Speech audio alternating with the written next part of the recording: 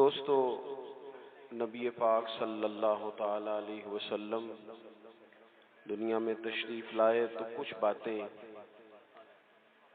खुद रसूल करीम अलैहिस्सलातु वस्सलाम ने अपने लिए पसंद की और उन चीज़ों का अपने लिए खुद महबूब ने इजहार फरमाया। हमारे यहाँ ये होता है कि बाज़-औक़ात बाज़ लोग बाज़ चीज़ों को बयान करते हैं, जैसे अभी मौलाना ने मेरे लिए कुछ लफ्ज़ कह दिए। एहतियात करनी चाहिए, एहतियात में ही बेहतरी है।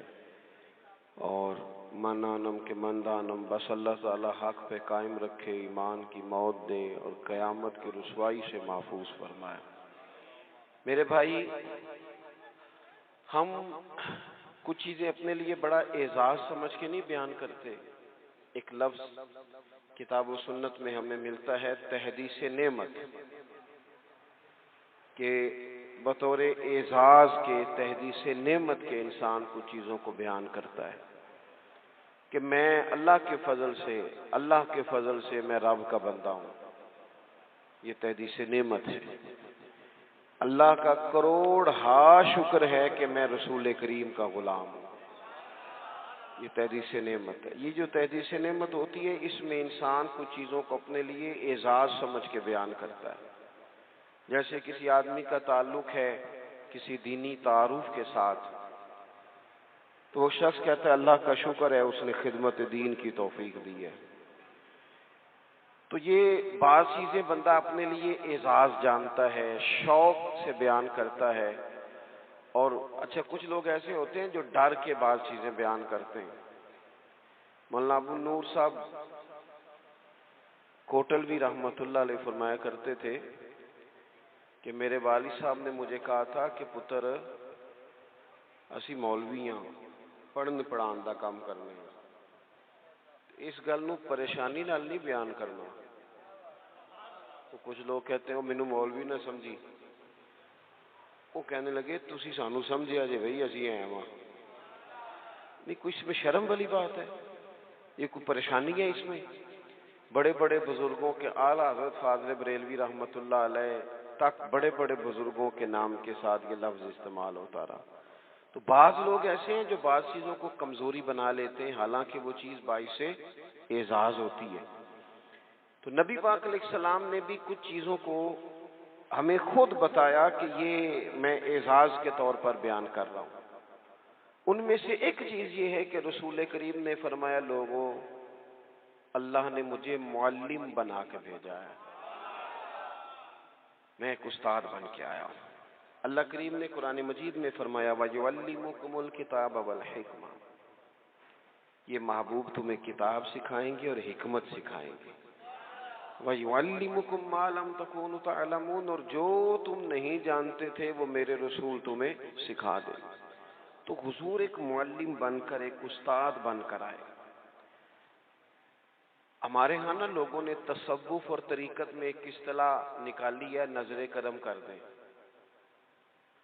अच्छा, उसका तर्जमा बाज़ लोग ये समझते हैं कि कोई काम ना करना पड़े, बस जनाब एक नजर हो जाए और हर शय जनाब इल्म भी फौरन आ जाए, अमल भी फौरन आ जाए, इखलास भी फौरन आ जाए और पैसे भी फौरन ही आ जाए।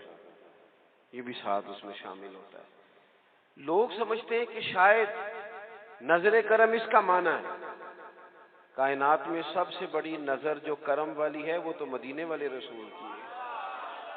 लेकिन हुजूर ना इल्म देते, तालीम देते, तालीम व ताल्लुम को पसंद करते। सीखने सिखाने का माहौल उम्मत को पैदा करना चाहिए, मिजाज होना चाहिए कि हम कुछ सीखेंगे सिखाएंगे। हुजूर मुअल्लिम बन के तशरीफ लाए। महबूब ने बयान किया है कि मैं एक उस्ताद बनकर, हुजूर तालीम देते थे, सिखाते थे, तदरीजन लोगों को असबाक देते थे, एक एक बात हुजूर खोल कर बयान करते थे, तशफ़ी करते थे। इंसानी जरूरत के मुताबिक इंसान की तामीर के लिए हुजूर इरशादात बयान करते। हम तालीम नहीं देते। हमारे यहाँ तो एक तो ये है कि सीखने का मिजाज ही नहीं, तबीयत नहीं। हम महफिल करते हैं, मजालस करते हैं, तो इसमें भी ये होता है कि सारे काम इल्ला माशाअल्लाह थोड़ी जगहों को छोड़ के ज्यादातर रटे रटाए होते हैं। यानी नकीबे महफिल की जिम्मेदारी है कि जो भी नात खानात पढ़ के जाए उसने कहना है बड़े अच्छे अंदाज में पढ़ रहे थे। ये उस बेचारे की जिम्मेदारी, यही कहना है उसने हर जगह। और अगर रात को 1 बजे भी तकरीर का टाइम देने लगा है तो फिर भी उसने यही कहना है अब मैं बिला ताखीर इजाजत देता हूँ। तो चलो घंटा और ताखीर कर लो। अगर 2 बजे भी बिला ताखीर ही है तो फिर ताखीर किसको कहते हैं? रटी रटाई चीजें जब माहौल का हिस्सा बन जाती है ना, यानी हमारे यहाँ जलसों का महफिल का माहौल ये है कि फकत वो बात करो जिससे दाद मिले। बल्कि बाज जगह तो दाद का मसला होता है, बाज जगह दाद और इमदाद दोनों का मसला होता है कि दाद मिले और कुछ इमदाद। बात वो करो जिस पर ना लोग, तो फिर जब इस तरह का मिजाज बन जाए ना, फकत वाह वाह का, फकत बल्ले बल्ले का, फकत नारे के मिजाज का। मुझे अल्लाह के फजल से ढेर सारे शेर आते हैं, शेर मेरा ज़ौक है, लेकिन शेर है ज़ौक, असल कुरान और सुन्नत ही है। अब हमारे यहाँ ये होता है कि आप कर लें याद और लगवा लें नारा, सारा दिन नारे लगवाते रहे। हुजूर ने तालीम व ताल्लुम की बात की, सीखने सिखाने की। महबूब करीम सल्लल्लाहु ताला अलैहि वसल्लम लोगों के सामने इल्म की रोशनी फैलाते, हुजूर सिखाते और इस तरह सिखाते कि बात बैठ जाती, ज़ेन साजी करते लोगों। और एक और बात, बाज लोग लोगों की अना जगा देते हैं, अना। वो इस तरह की बात करते हैं कि सामने वाला जलाल में आ जाए, रद्द अमल जाहिर करे। महबूब अना नहीं जगाते थे, हुजूर ज़मीर जगाते थे।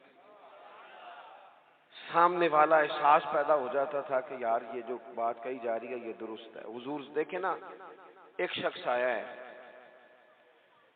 उसने आते ही हुजूर की बारगाह में ऐसी बात की है कि जो दुरुस्त नहीं थी। लोगों ने उसकी बात को नागवार महसूस किया। उसने आते ही कहा कि या रसूल अल्लाह सल्लल्लाहु ताला अलैहि वसल्लम, मुझे जिना की इजाजत दे दें, जिना करना है, माज़अल्लाह सुम्मा माज़। अब ये बड़ी सख्त बात है, उसने कर दी। सहाबा किराम अलैहिम रिदवान फरमाते तशवीश हुई हमें कि कैसी इसने अजीब बात की। हुजूर ने उसे बिठा लिया और बिठा करके ये तालीम देने का अंदाज है, समझाना है, तामीर करना है।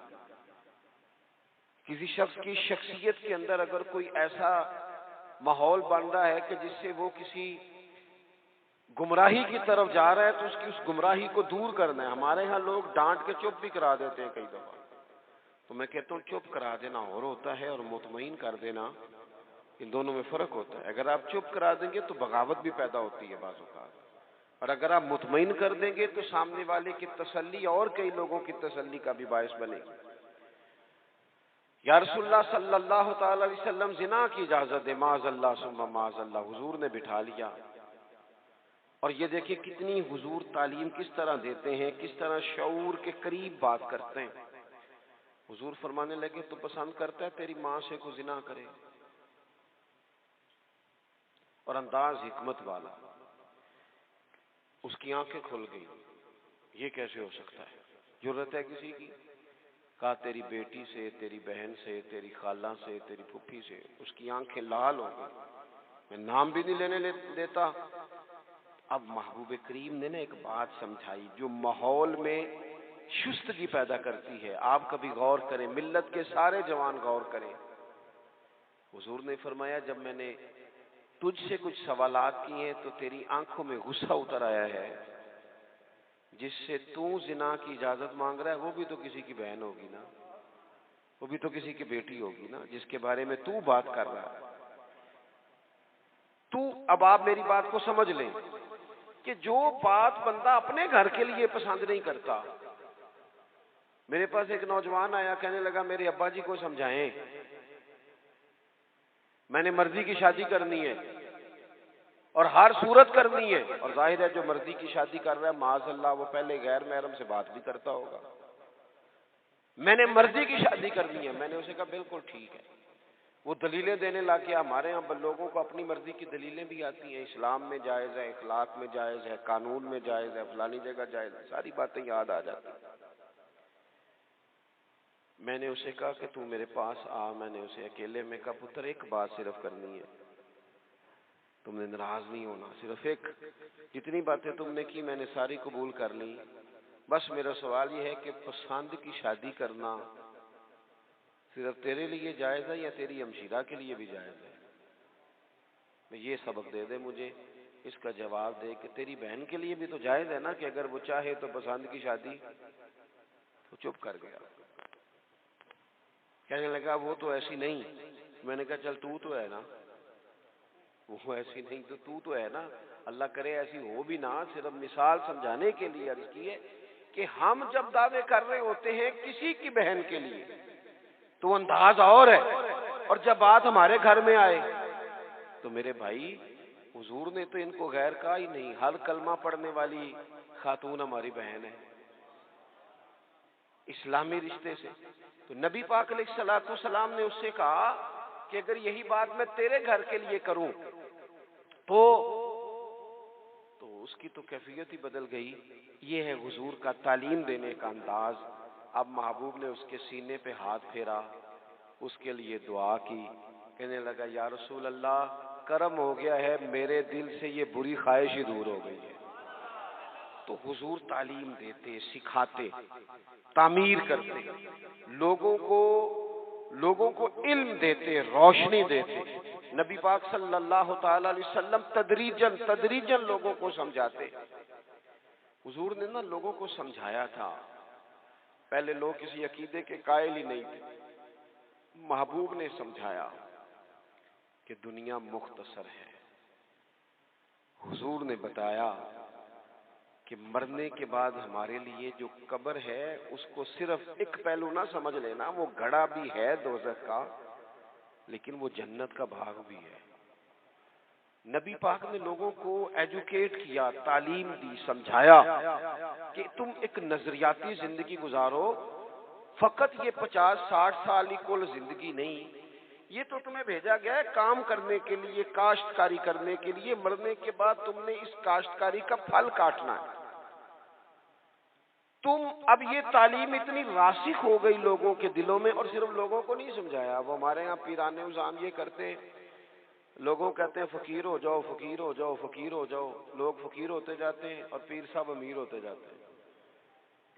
वो मालदार होता जाता है, लोगों को फकर का सबक पढ़ाता जाता है।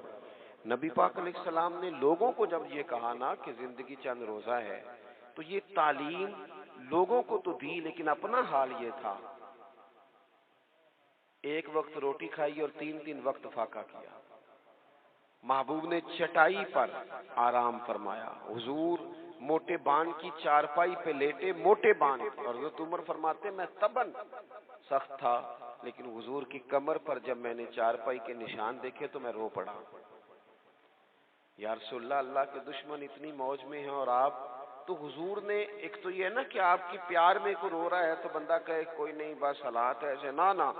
महबूब ने नजरिया बयान किया, नजरिया।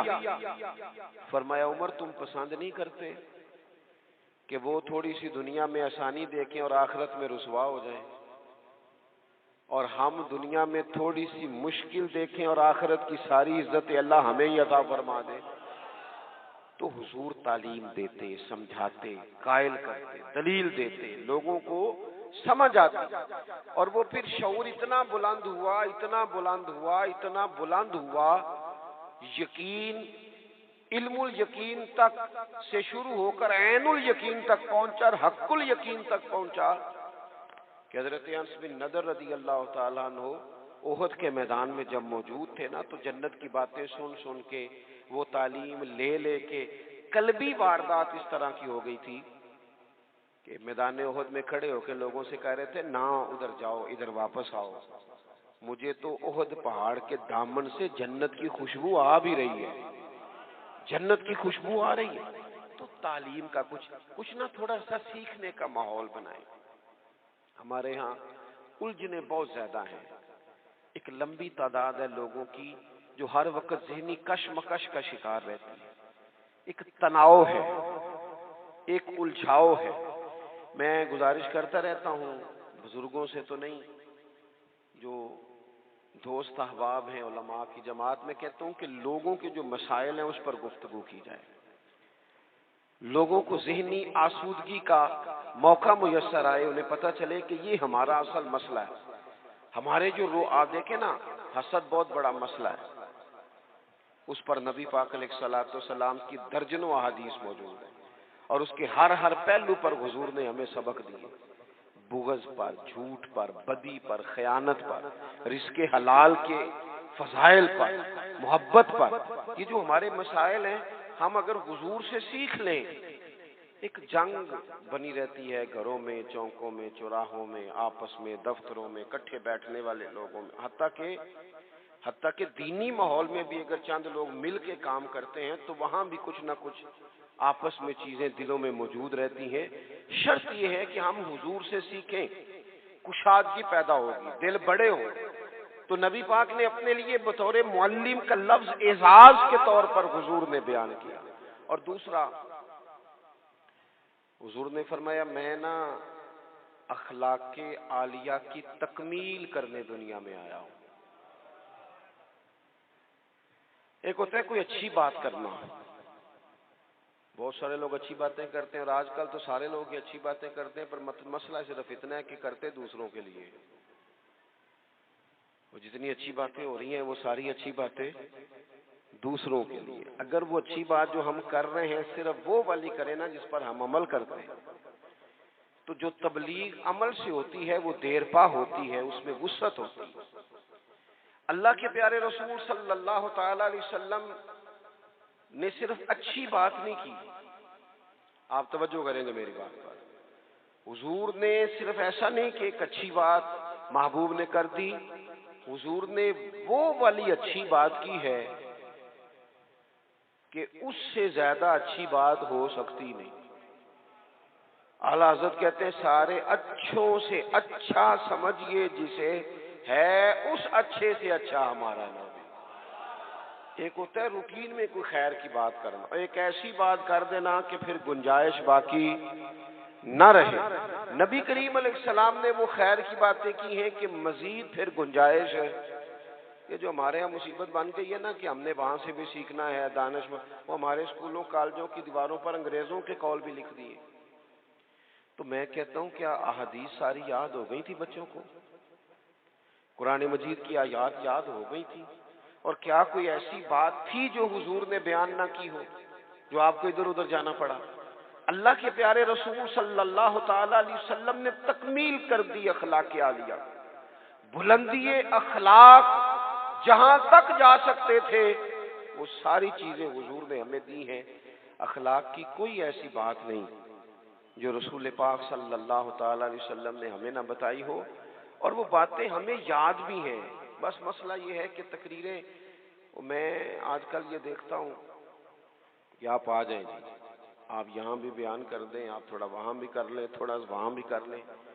तो मैं ये अक्सर कहता हूँ दोस्तों से कि अगर तो तकरीरें हैं फ़कत कानों की लज्जत के लिए, फिर तो सारा दिन सुने, और अगर अमल के लिए है ना, तो फिर मेरा ख्याल है 20 मिनट अगर किसी ने कोई बात सुन रखी है तो वो अमल के लिए काफ़ी है, वो अमल के लिए काफ़ी है। वो बुजुर्ग एक मिसाल दिया करते थे कि एक शख्स ने किसी मौलाना से सुन लिया था, बाज़ों का लोग खेतों में क़ज़ाए हाजत के लिए जाते थे पेशाब करने, तो कहा सख्त जगह पे पेशाब ना करो, वो इसलिए कि पेशाब के छींटे पलट कर कपड़ों पे ना आए। तो उस बेचारे ने वो मसला सुन लिया, वो सिर्फ नारे वाला नहीं था ना अमल वाला था। उसने फिर ना अपनी रुमाल में रेत बांध के कंधे पे रख ली, जहां उसे क़ज़ाए हाजत का मौका आता वो पहले रेत रखता, उसमें वो पेशाब करता ताकि मेरे कपड़ों को। तो किसी ने कहा चल दोबारा महफिल में जाना है, कुछ सुनना है, तो कहने लगा ना भाई बस, वो जो एक मसला सुना था उसके लिए कंधे पे रेत उठाए फिरता हूँ।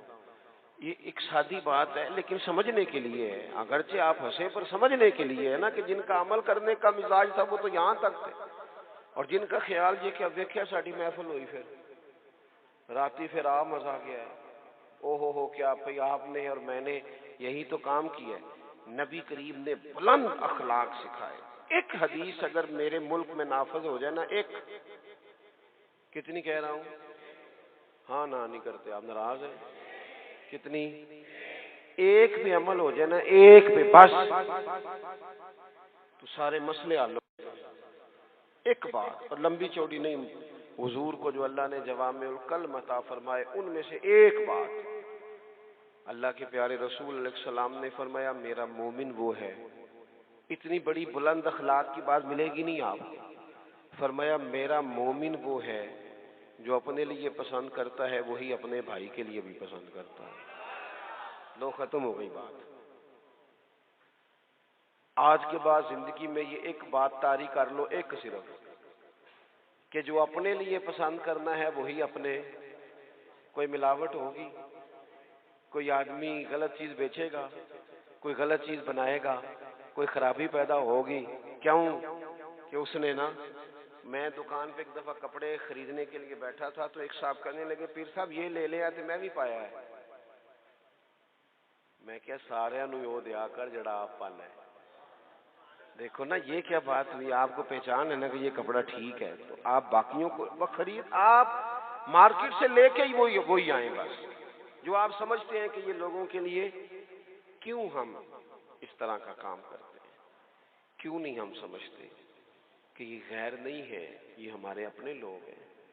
ये कैसे हो सकता है कि किसी के बच्चों को आप मिलावट वाली चीज खिलाएं और बीमारियां आपके घर ना आए?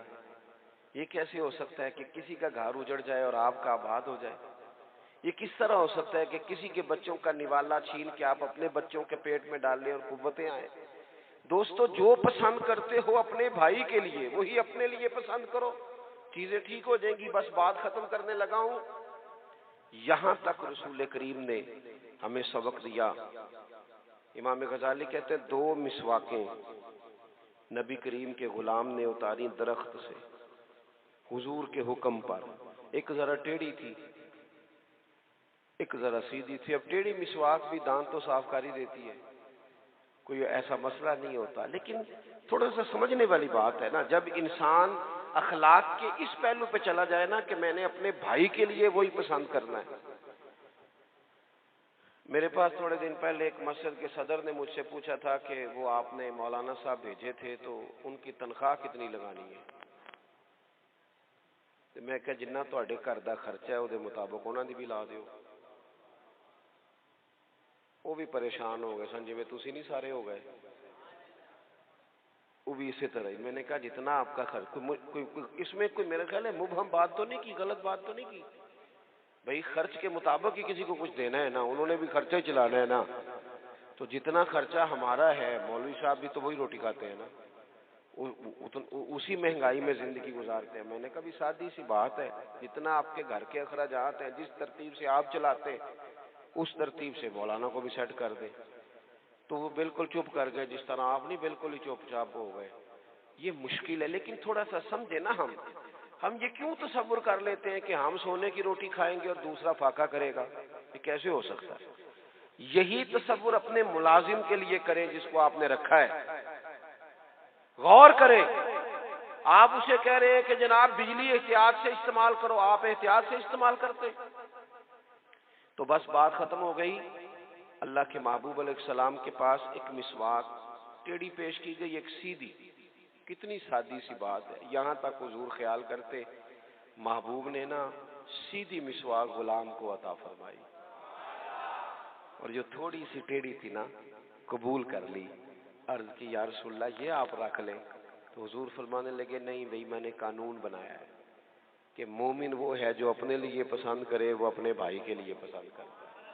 मौला अली ने कुर्ता खरीदा, जोड़ा खरीदा बाजार से, 2 कपड़े लिए, गुलाम साथ था। एक